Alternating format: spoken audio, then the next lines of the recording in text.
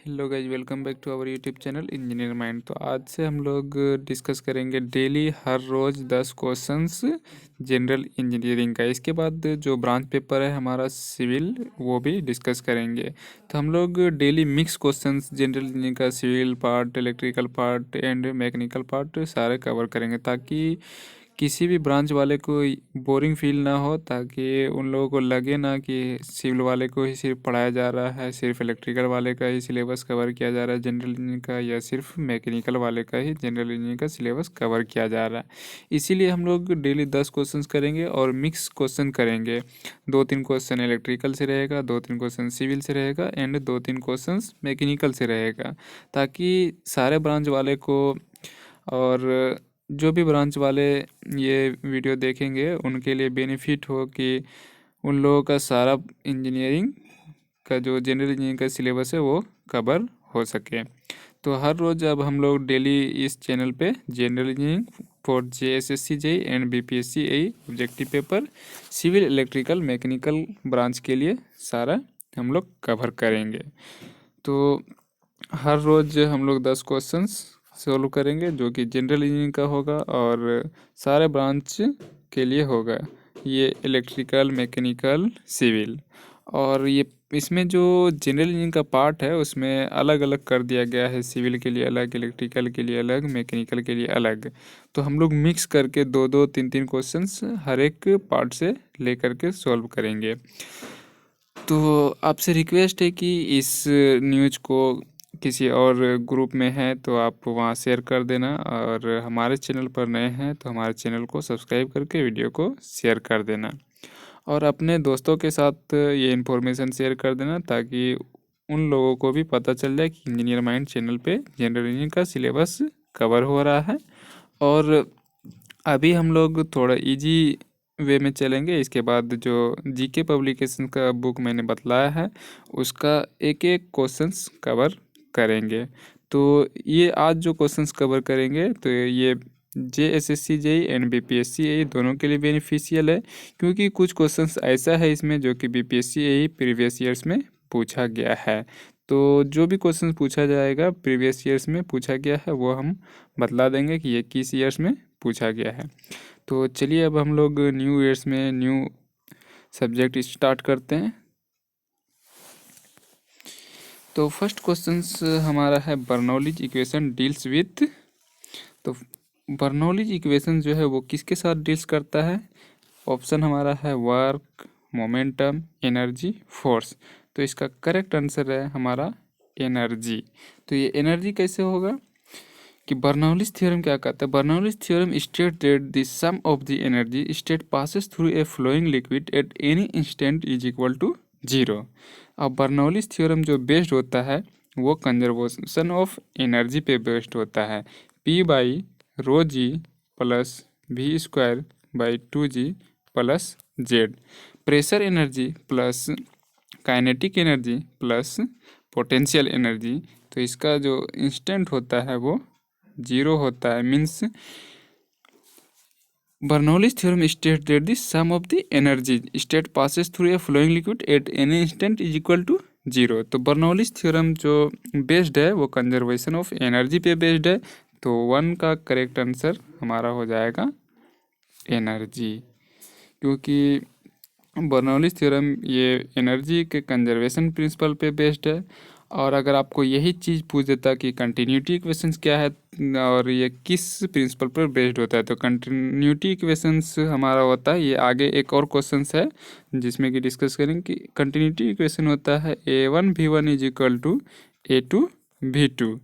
तो ये input is equal to output होता है। तो जितना मास ऑफ लिक्विड हम लोग फ्लो करेंगे किसी भी पाइप से या किसी भी चैनल से, तो इनपुट जितना देंगे आउटपुट भी उतना ही होगा। तो continuity equation conservation of mass पे बेस्ड है।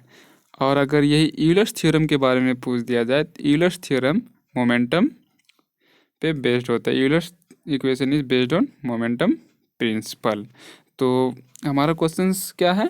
बर्नौलीज इक्वेशन डील्स विथ तो एनर्जी, क्योंकि Bernoulli's theorem conservation of energy principle पे बेस्ड है। तो अब हम लोग नेक्स्ट क्वेश्चंस करते हैं। ये questions BPSC a general engineering में 2012 में पूछा गया है। कितना इजी क्वेश्चंस है। अब नेक्स्ट क्वेश्चन हम लोग करते हैं। Continuity equation for an incompressible fluid is. तो क्या कहता है, कंटिन्यूटी इक्वेशन इनकम्प्रेसिबल फ्लूइड के लिए क्या होगा।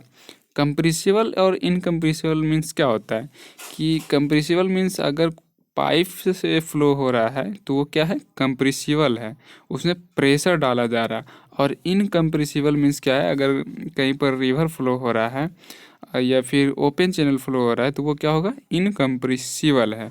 तो continuity equation for an incompressible fluid is, option हमारा है P1A1V1 is equal to P2A2V2।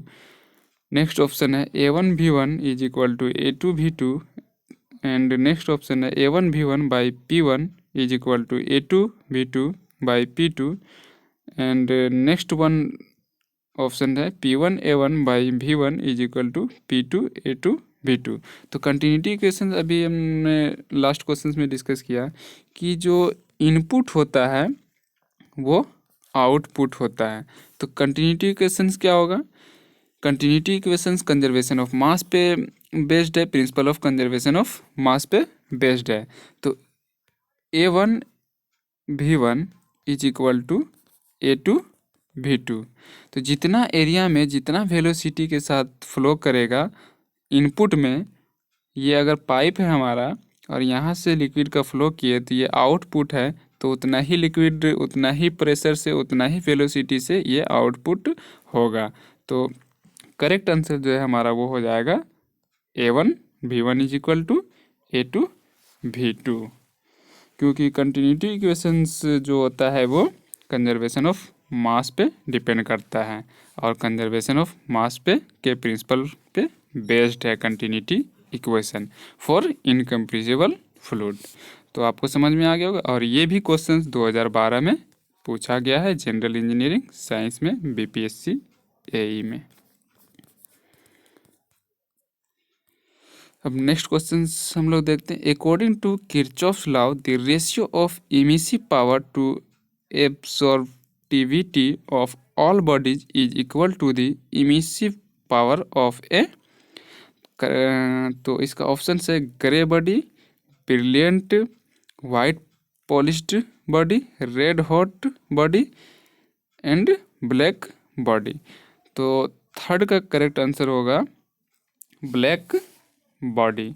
Black body क्यों होगा, according to Kirchhoff's law the ratio of emissive power to absorptivity of all bodies is equal to emissive power of a black body. So the ratio of emissive power E to absorptivity is same for all bodies. तो black body इसका correct answer होगा। Next question अब हम लोग देखते हैं। Next question है a reversible polytropic process can be described by the equation. Question कहता है कि एक रिवर्सिबल पॉलीट्रॉपिक प्रोसेस को कैसे डिस्क्राइब किया जा सकता है, किस इक्वेशन से डिस्क्राइब किया जा सकता है। तो यहाँ पर कुछ मिस्टेक्स है, PV to the power n है, PV whole to the power n है and PV whole to the power, finally इसको लिख देते हैं। यहाँ पर आप देख सकते हैं PV to the power n, इसका भी होल पावर n है, इसके बाद इसका भी whole power n and P to the power n है। तो इसका जो करेक्ट आंसर होगा वो क्या होगा, ए reversible polytropic process can be described by the equation. एक रिवर्सिबल पॉलीट्रॉपिक प्रोसेस है और उसको कैसे डिस्क्राइब किया जा सकता है, उसका इक्वेशन क्या है। तो इसका करेक्ट आंसर है PV to the power n is equal to C। तो ये वाला करेक्ट आंसर है। ऑप्शन तीनों ऑप्शन गलत है और ये वाला ऑप्शन सही है। अब हम लोग नेक्स्ट क्वेश्चन करते हैं। First law of thermodynamics was developed bye. तो फर्स्ट लॉ ऑफ थर्मोडायनेमिक्स जो है वो किसके द्वारा डेवलप्ड किया गया था। तो इसका करेक्ट आंसर है जूल्स। क्योंकि जो हीटिंग एनर्जी है H is equal to I square R T. तो क्या कहता है इसका हीट का जो यूनिट है वो क्या है, जूल है। तो यहाँ पर पूछा गया first law of thermodynamics was developed bye, तो इस ऑप्शन है चार्ल्स कार्नोट केल्विन जूल्स। तो इसका करेक्ट आंसर है जूल्स। तो फर्स्ट लॉ ऑफ थर्मोडायनेमिक्स क्या है, first law of thermodynamics was developed by joules when a close system executed a complete cycle by the sum of heat interaction is equal to the sum of work interaction। तो first law of thermodynamics कहता है कि जितना heat का production होगा उतना ही work होगा। तो हीट एनर्जी जो है H is equal to I square R T, ये जूल्स लॉ है। आई क्या है, करेंट है, आर क्या है, रेसिस्टेंस है, और टी क्या है, टाइम टेकन है। तो इसका करेक्ट आंसर है जूल्स। नेक्स्ट क्वेश्चन हमारा है the constant volume cycle is also called. तो कांस्टेंट वॉल्यूम साइकिल को और हम लोग क्या बोलते हैं, तो कांस्टेंट वॉल्यूम साइकिल को हम लोग और बोलते हैं ऑटो साइकिल। ऑटो साइकिल क्यों बोलते हैं, क्योंकि आडियाबैटिक प्रोसेस में जो होता है और कांस्टेंट वॉल्यूम हीट एडिशन होता है, एक्सपेंशन प्रोसेस होता है और कांस्टेंट वॉल्यूम हीट रिजेक्शन होता है। लेकिन ऑटो साइकिल में ऐसा नहीं होता है। तो इसका करेक्ट आंसर जो है वो क्या हो जाएगा हमारा, auto cycle. The constant volume cycle is also called auto cycle. Auto cycle में वॉल्यूम कांस्टेंट होता है। अब नेक्स्ट क्वेश्चन हम लोग देखते हैं। तो नेक्स्ट क्वेश्चन हमारा है रैंकाइन साइकिल कंसिस्ट ऑफ। तो रैंकाइन साइकिल जो है वो क्या कंसिस्ट करता है, वो 4 प्रोसेस को कंसिस्ट करता है। तो 4 प्रोसेस में कौन कौन सा आ जाएगा हमारा, जैसे साइकिल है तो यहाँ पर किसके बारे में पूछा गया है, Rankine cycle. 2 isentropic process and 2 isobaric process. तो रैंकाइन साइकिल कंसिस्ट ऑफ क्या होगा, 4 प्रोसेस। तो इसका करेक्ट आंसर बी हो जाएगा। बी क्यों होगा, क्योंकि 2 आइसेंट्रोपिक प्रोसेस होता है एंड 2 आइसोबैरिक प्रोसेस होता है। तो 7 का करेक्ट आंसर है 4 प्रोसेस। नेक्स्ट क्वेश्चन हम लोग करते हैं in centrifugal pump the fluid enters the pump. Centrifugal pumps में फ्लूइड कैसे इंटर करता है, क्वेश्चंस क्या पूछ रहा है, in centrifugal pump the fluid enters the pump. तो इसका करेक्ट आंसर होगा थ्रू द सेंटर।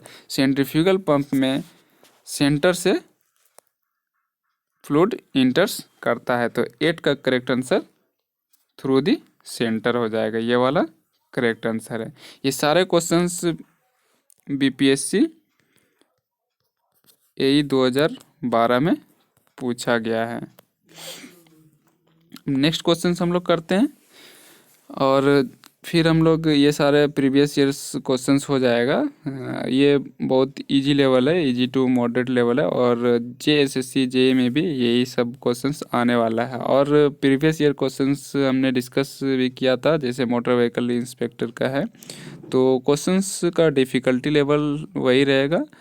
और ये वाला जो हम लोग स्टार्ट किए हैं ये इनिशियल है, इसीलिए थोड़ा इजी टू मॉडरेट जा रहे हैं। इसके बाद फिर हम लोग जीके पब्लिकेशंस का भी सारे questions A to Z solve करेंगे जनरल इंजीनियरिंग का।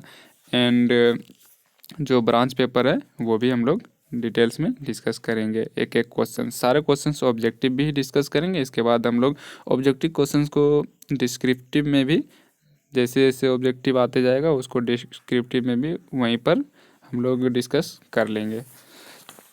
तो नेक्स्ट क्वेश्चन है हमारा Francis कैपलन and propeller turbine fall under the category of. तो इसका करेक्ट आंसर है रिएक्शन टरबाइन। ऑप्शन क्या है, impulse turbine, axial flow turbine, mixed flow turbine and reaction turbine. तो इसका करेक्ट आंसर होगा हमारा रिएक्शन टरबाइन। ऐसा क्यों होगा, क्योंकि Francis turbine, कैपलन turbine and propeller turbine जो होता है वो क्या होता है, रिएक्शन टरबाइन होता है। तो ये हमारा रिएक्शन टर्बाइन करेक्ट आंसर हो जाएगा। नेक्स्ट क्वेश्चन देखते हैं हम लोग। The short circuit in the winding of transformer is the result of, क्या पूछ रहा है, the short circuit in the winding of transformer is the result of, अगर शॉर्ट सर्किट हो जाता है वो ट्रांसफार्मर के वाइंडिंग में तो इसका रिजल्ट क्या होगा। तो इसका रिजल्ट होगा ट्रांसफार्मर का इम्पल्सिव वोल्टेज। तो इसका करेक्ट आंसर हो जाएगा इम्पल्सिव वोल्टेज। ऑप्शन में है impulsive voltage, insulation failure, mechanical vibration and loose connection. ऐसा क्यों होता है कि पूछा गया है the short circuit in the winding of transformer is the result of impulsive voltage. Impulsive voltage के कारण ही शॉर्ट सर्किट होता है ट्रांसफार्मर के वाइंडिंग में। Transformer winding is insulated with thin layer of vernices. When fault occurs, insulation loses its property and winding get short circuited. Insulation fails due to moisture or water. Impulsive voltage जो होता है कि जो insulate किया जाता है, winding किया जाता है, वो वर्निश किया जाता है, वो थिन लेयर कर लिया जाता है, इसीलिए इसमें फॉल्ट हो जाता है और शॉर्ट सर्किट अकर्स हो जाता है। लेकिन इंसुलेशन फेलियर जो होता है वो water particles in the transformer oil, water का कुछ पार्टिकल्स ट्रांसफार्मर ऑयल में इन कर जाता है और इंसुलेशन फेलियर हो जाता है वाइंडिंग में। तो आज हम लोग का 10 क्वेश्चंस कंप्लीट हो चुका है। अब नेक्स्ट डे हम लोग फिर 10 क्वेश्चंस करेंगे जनरल इंजीनियरिंग साइंस का, और सारे क्वेश्चंस मिक्स क्वेश्चंस करेंगे सिविल, इलेक्ट्रिकल एंड मैकेनिकल का, ताकि हर एक ब्रांच का सिलेबस कवर हो सके। तो वीडियो अच्छा लगे तो लाइक कर देना, और हमारे चैनल पर नए तो हमारे चैनल को सब्सक्राइब करके वीडियो को शेयर कर देना।